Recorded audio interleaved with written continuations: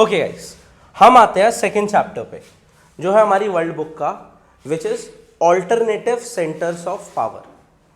अब जब हम ऑल्टरनेटिव सेंटर्स ऑफ पावर की बात करते हैं बच्चे, तो हम बेसिकली बात कर रहे हैं यूरोपियन यूनियन की, एशियान की और चाइना की। बेसिकली चैप्टर के अंदर सिर्फ 4 टॉपिक है। सबसे पहले समझते हैं ऑल्टरनेटिव सेंटर ऑफ पावर का मतलब क्या है। देखो, एंड ऑफ बायपोलैरिटी में हमने जाना कि बायपोलैरिटी खत्म होते होते यूएसएसआर तो डिसइंटीग्रेट हो गई और अमेरिका बन गई दुनिया की सबसे बड़ी पावर। तो चलो, आज तो हमने मान लिया अमेरिका एक सुपर पावर है, लेकिन क्या इनका कोई ऑल्टरनेटिव हो सकता है? क्या कोई ऐसी कंट्री हो सकती है जो अमेरिका को चैलेंज कर सके? तो ऑल्टरनेटिव सेंटर्स ऑफ पावर में 3 नाम है, यूरोपियन यूनियन,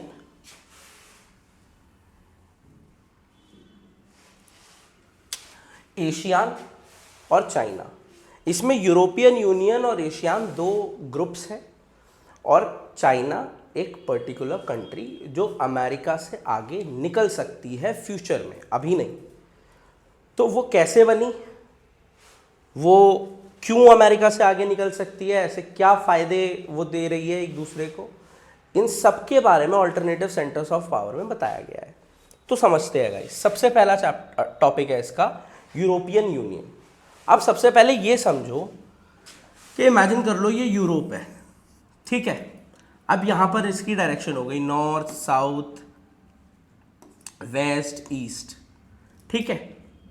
तो अब जब हम ऊपर की तरफ देखेंगे तो आपको रशिया नज़र आएगा। ईस्टर्न और सेंट्रल ब्लॉक में मैंने आपको बताया था कि यूएसएसआर बना था, है ना। तो यूरोप के ईस्टर्न, सेंट्रल ब्लॉक और ऊपर तो रशिया है ही काफ़ी बड़ा, इन सबको मिलकर यूएसएसआर बना था। तो यूरोपियन यूनियन में 1992 से पहले तक यूएसएसआर नहीं आता था, क्योंकि यूएसएसआर तो अमेरिका के खिलाफ था, ठीक है। हमें बात करनी है वेस्टर्न यूरोप की। वेस्टर्न यूरोप वो कंट्रीज शामिल करता है जिन कंट्रीज ने सेकेंड वर्ल्ड वॉर में पार्टिसिपेट करा था और जिनको काफ़ी फाइनेंशियल लॉसेस हुए थे, जिसमें से सबसे बड़ा नाम था फ्रांस। तो हुआ क्या, 1945 के बाद, सेकेंड वर्ल्ड वॉर के बाद, इन कंट्रीज ने फाइनेंशियल लॉसेस को क्लियर करने के लिए अमेरिका से कुछ मदद मांगी एंड अमेरिका ने एज अ गुड जेस्चर मदद करी। अमेरिका ने एक प्लान बनाया था जिसका नाम था मार्शल प्लान, जिसके तहत हर वो कंट्री जिसका सेकेंड वर्ल्ड वॉर में नुकसान हुआ है उसको कंपनसेट किया जाएगा, फाइनेंशियल लॉसेस को कम करने के लिए फाइनेंशियल रिसोर्सेज दी जाएगी अमेरिका के द्वारा। तो वेस्टर्न यूरोपियन कंट्रीज को मदद मिली आईएमएफ और वर्ल्ड बैंक के थ्रू। अब ये जो फाइनेंशियल एड था इन वेस्टर्न यूरोपियन कंट्रीज तक पहुंचा। अब इन वेस्टर्न यूरोपियन कंट्रीज ने सोचा कि यार, हमारे पास जो पैसा आया है वो अगर एक कंट्री के हिसाब से देखा जाए तो कम है, लेकिन क्यों ना हम इन पैसों को जोड़ लें। मतलब मान लो 10 कंट्रीज है, 10 कंट्रीज में हर एक कंट्री के पास 500-500 रुपये आए हैं। तो इन्होंने सोचा कि अगर हम इन पैसों को जोड़ लेंगे तो फिर तो हम एक बेहतर टर्म्स ऑफ फाइनेंशियल चीज़ पे पैसा लगा पाएंगे और क्या पता फ़ायदा भी हो जाए। तो ये सोचकर इन्होंने सबसे पहले एक ग्रुप बनाया जिसको इन्होंने नाम दिया OEEC। ये जो OEEC था, इसका मतलब था organisation of European economic corporation, ठीक है। और इसका मतलब था कि भैया, जो पैसा अमेरिका ने दिया है उस पैसे को एक तरीके से यूज़ किया जाए, एक जगह पर यूज़ किया जाए। ये ग्रुप बना 1948 में। फिर एक ग्रुप बनाया गया काउंसिल ऑफ यूरोप कर, जिसमें कोशिश करी गई कि अब हम पॉलिटिकली भी एक दूसरे का साथ दें। ऐसा ही एक ग्रुप इन्होंने बनाया 1957 में, जिसका नाम दिया इन्होंने यूरोपियन इकोनॉमिक कम्युनिटी, EEC। और ये ग्रुप बनाया 1957 में। अब सब कुछ बढ़िया चल रहा था, अमेरिका से मिले पैसों की मदद से ये बिजनेस अच्छा कर पा रहे थे, पॉलिटिक्स अच्छा कर पा रहे थे। लेकिन 1991 में एकदम से यूएसएसआर डिसइंटीग्रेट हुआ। इन्हें लगा कि पोस्ट यूएसएसआर कंट्रीज़ को भी अपने ग्रुप के अंदर लेना चाहिए, और 1992 में ऐसा ही हुआ। इन्होंने काफ़ी पोस्ट यूएसएसआर कंट्रीज़ को अपने अंदर लिया, और तब जाके 1992 में इस्टेब्लिश हुआ European union. European union establish करने के बाद इन्होंने 1993 में एक मैस्ट्रिक्ट ट्रीटी साइन करी। उस मैस्ट्रिक्ट ट्रीटी के बाद यूरोपियन यूनियन एक आइडेंटिफाइड ग्रुप बन गया। क्या फीचर्स है यूरोपियन यूनियन के? यूरोपियन यूनियन का खुद का एक फ्लैग है, उनकी खुद की एक करेंसी है, उनकी खुद की एक नेशनल एंथम है जिसका नाम है ऑडे टू जॉय। उनकी करेंसी है यूरो, जो सारी ही यूरोपियन यूनियंस में चलती है। उन्होंने अपना खुद का एक नेशनल फ्लैग बनाया था, जो आपको बुक में मिल जाएगा, ये रहा यूरोपियन यूनियन फ्लैग। कई बार ये भी कार्टून्स में आ जाता है, बहुत चांसेस होते हैं इसके भी, ठीक है। अगर हम 2025 में देखें तो यूरोपियन यूनियन के 27 मेंबर्स थे, है 2020 तक के मेंबर्स 28 थे, पर 2020 में ब्रिटेन जो है वो यूरोपियन यूनियन से बाहर हो चुका है। अब रीज़न समझते हैं क्यों यूरोपियन यूनियन अमेरिका के खिलाफ जाकर एक बड़ा ऑल्टरनेटिव सेंटर ऑफ पावर बन सकता है। अगर हम इकोनॉमिकली देखें तो यूरोपियन यूनियन के जो 27 कंट्रीज़ है, इन सब का जीडीपी दुनिया में सेकेंड लार्जेस्ट आया था 2017 में विद $17 ट्रिलियन। सिर्फ अमेरिका से पीछे थे ये। अगर हम इनकी मिलिट्री पावर देखें तो यूरोपियन यूनियन की 27 कंट्री, देखो ये याद रखना पड़ेगा कि 27 कंट्री एक साथ है तो यूरोपियन यूनियन की 27 कंट्री मिलकर दुनिया की सेकेंड लार्जेस्ट मिलिट्री बनाती है।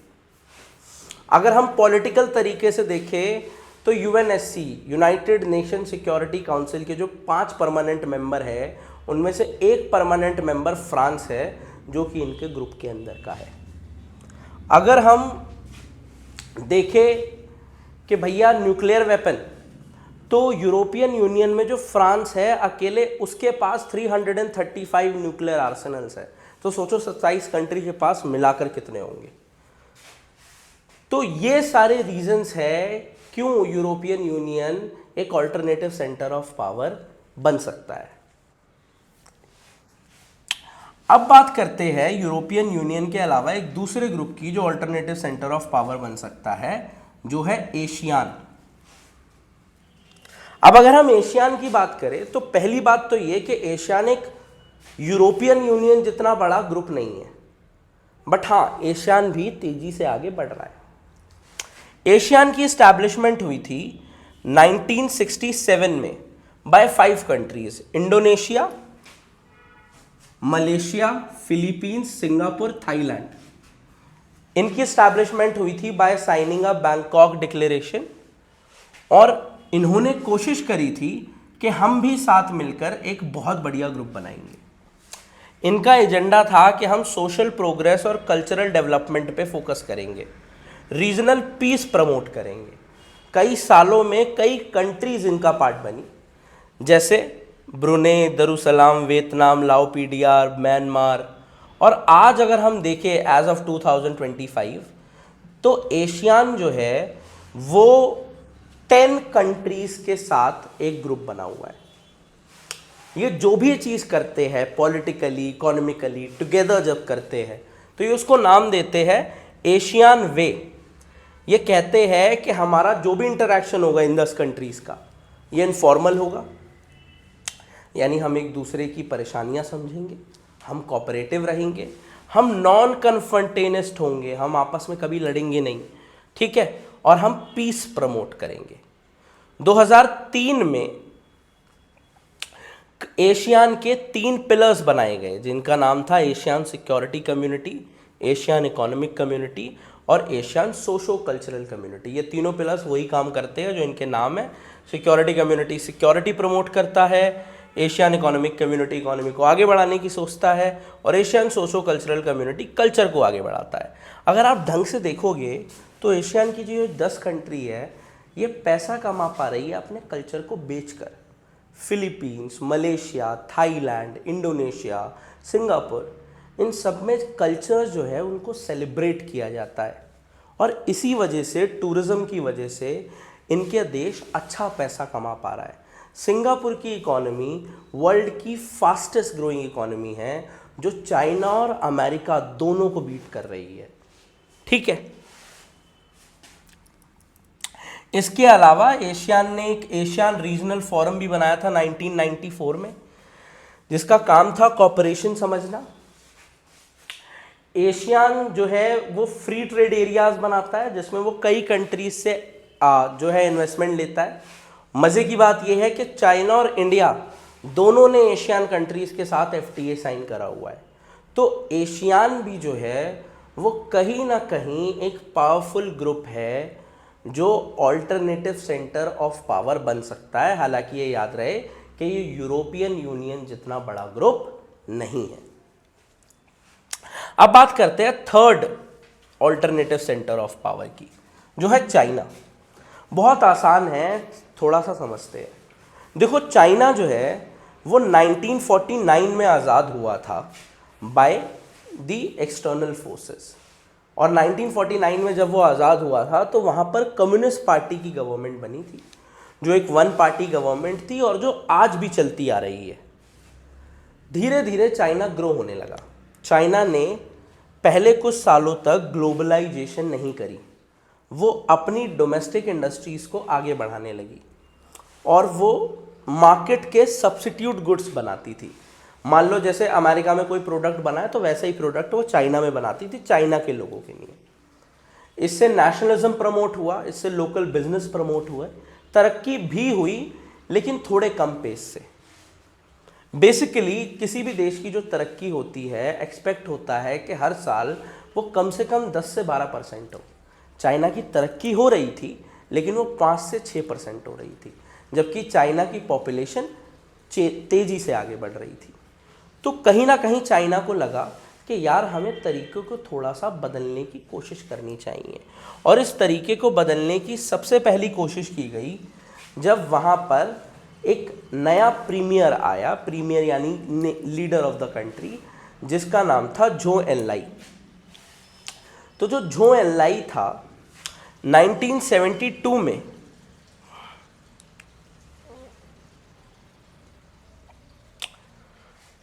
उन्होंने 4 मॉडर्नाइजेशन प्रपोज करी, जिसमें बोला गया कि हम एग्रीकल्चर को मॉडर्नाइज करेंगे, इंडस्ट्री को मॉडर्नाइज करेंगे, साइंस और टेक्नोलॉजी को मॉडर्नाइज करेंगे और मिलिट्री को मॉडर्नाइज करेंगे। इसी के बाद 1978 में जो उस वक्त के लीडर थे डेंग जियोपिंग, उन्होंने ओपन डोर पॉलिसी अपनाई। इससे पहले 1972 में चाइना ने USA के साथ अपनी पॉलिटिकल और इकोनॉमिक आइसोलेशन को भी एंड कर दिया था, तो एक तरीके से ग्लोबलाइजेशन का डोर खुला भी था। डेंग जियोपिंग की इस पॉलिसी ने, ओपन डोर पॉलिसी, चाइना में इकोनॉमिक रिफॉर्म्स का काम करा। धीरे धीरे चाइना में बड़ी कंपनीज बनने लगी, कैपिटलिस्ट कंपनीज बनने लगी, जो अपने प्रोडक्ट्स को बाहर बेचती थी। चाइना के प्रोडक्ट का डिफरेंशिएशन ये था कि चाइना अपने प्रोडक्ट को ऑल्टरनेटिव्स और चीपर कह के बेचता था। अब ये एक बहुत तगड़ी मार्केटिंग स्ट्रैटेजी है।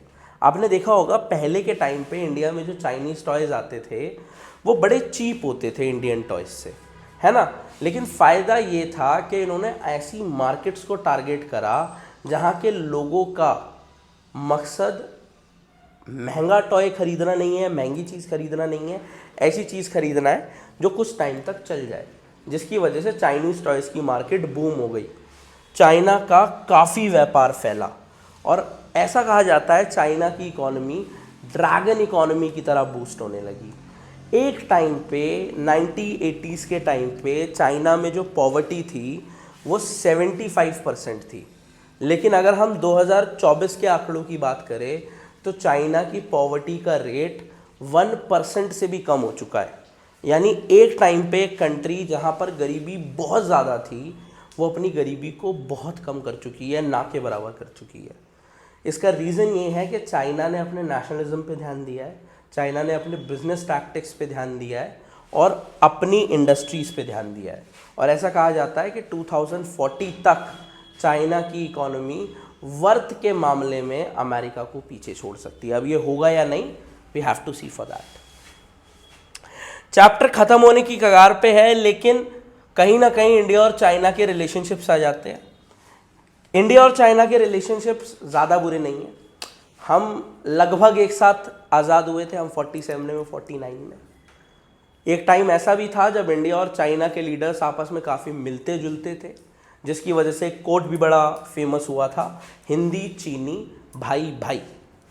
हालांकि जवाहरलाल नेहरू को काफ़ी बार लीडर्स ने समझाया था कि चाइना जो है वो बैक स्टैबिंग कर सकता है, जिसकी वजह से जो हमें देखना भी पड़ा ऑफ कोर्स 1962 में। हालांकि 1962 में चाइना ने जो अटैक करा था उसके पीछे की वजह थी तिब्बत इशू, जो 1950s में है, जो हमें और चैप्टर्स में भी अच्छे से समझाया गया है, जिसको हम और अच्छे से समझ सकते हैं।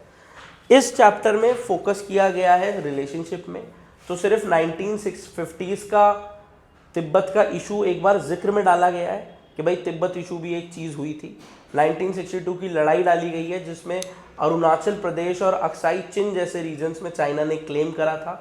62 की लड़ाई ऑफ कोर्स सीज़ फायर कराई गई थी, और कहीं ना कहीं अगर हम देखें तो हम वो लड़ाई हार ही गए थे, और उसके बाद हमारे रिलेशनशिप थोड़े से बिटर हुए। हालांकि उन रिलेशनशिप्स को बेहतर करने की कोशिश करी गई। 1988 में राजीव गांधी जो थे, उन्होंने चाइना के साथ विज़िट करा, चाइना के साथ व्यापार करने की तैयारी करी। एक टाइम पे इंडिया चाइना का व्यापार काफ़ी बड़ा हो गया था। 2017 तक चाइना और इंडिया का व्यापार 84 बिलियन डॉलर्स पे पहुंच गया था, जो काफ़ी बड़ी अचीवमेंट है। लेकिन जब से 2014 में बीजेपी गवर्नमेंट आई है, तब से थोड़ा सा हम वोकल फॉर लोकल हो गए हैं, और चाइनीज़ टॉयज़ हमें मार्केट में उतने नहीं दिखते। हालांकि आज भी कई इंडियन टॉयज़ की मैन्युफैक्चरिंग चाइना में ही होती है, और वो इंडिया आके असेंबल हो जाते हैं। तो चाइना आज भी किसी ना किसी तरीके से इंडिया से फ़ायदा ले रहा कंटिन्यू कर रहा है, और इसी के साथ ये चैप्टर भी एंड होता है। ये कितने मिनट का खींचा?